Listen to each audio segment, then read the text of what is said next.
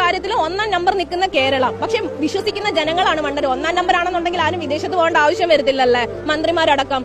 ഞങ്ങൾ പാവപ്പെട്ടവരുടെ അവസ്ഥ ഇതാണ്. ഇത് കണക്ക് പലരും മിണ്ടാതെ പോകും. ഞങ്ങൾ ഇതേ കണക്ക് മിണ്ടാതെ ഇപ്പൊ ഇവിടെ വന്ന് നിൽക്കും. ഇതേ കണക്ക് വേറെ ഏതെങ്കിലും രോഗികൾക്ക് അവസ്ഥ വരും. ഇതൊക്കെ തന്നെയാണ് നടക്കുക. രാവിലെ ഡെലിവറിക്ക് മരുന്നെല്ലാം കുത്തിവെച്ച് എനിമയെല്ലാം കൊടുത്ത് ഉള്ളിലേക്ക് കയറ്റി കഴിഞ്ഞ് കുറച്ചു നേരം കഴിഞ്ഞപ്പോൾ നമ്മളെ വിളിച്ചിട്ട് പറഞ്ഞ് ഇവിടെ കറണ്ട് ഇല്ലാത്തത് ഒരു പ്രശ്നമല്ല, കറണ്ട് സാധാരണ ഇല്ലാത്തതാ. പക്ഷെ ഒരു താലൂക്ക് ഹോസ്പിറ്റൽ പോലെ ഒരു ഹോസ്പിറ്റലില് ജനറേറ്റർ ഇല്ല. ജനറേറ്ററിന് എന്ത് പറ്റിയെന്ന് ചോദിച്ചപ്പോൾ അതിന് ഡീസൽ വാങ്ങിക്കാൻ പൈസ ഇല്ല. സൂപ്രണ്ടിന്റെ റൂമിലേക്ക് ഞാൻ ചെന്ന് സൂപ്രണ്ട് എന്തെന്ന് ചോദിച്ചപ്പോൾ സൂപ്രണ്ട് വന്നിട്ടില്ല. അവിടെ ഒരു ലേഡി മാത്രമാണ് ഉണ്ടായിരുന്നത്. നേരത്തെ ഒരു ആവശ്യത്തിന് വേണ്ടിയിട്ട് ഈ സൂപ്രണ്ടിനെ കാണാൻ ഞാൻ പോയിട്ടുണ്ടായിരുന്നു. എന്റെ ബ്രദർ CRPF-ലാണ് വർക്ക് ചെയ്യുന്നത്. ഇന്ത്യ പാക് പ്രശ്നം നടക്കുന്നത് കൊണ്ട് ലീവ് കൊടുക്കാത്തത് കൊണ്ടും അവന് ഈ സമയത്ത് ഡോക്ടർമാര് സംസാരിച്ചിട്ടുണ്ടായിരുന്നു. ഡോക്ടറെ കൊണ്ട് എന്ത് ചെയ്യാൻ പറ്റും? ഡോക്ടറിന്റെ സാലറിയിൽ നിന്ന് എടുത്ത് ആ ഡോക്ടറിനോടുള്ള വിശ്വാസം കൊണ്ടാണ് നമ്മൾ അവിടെ ആ ഹോസ്പിറ്റലിൽ പോയത്.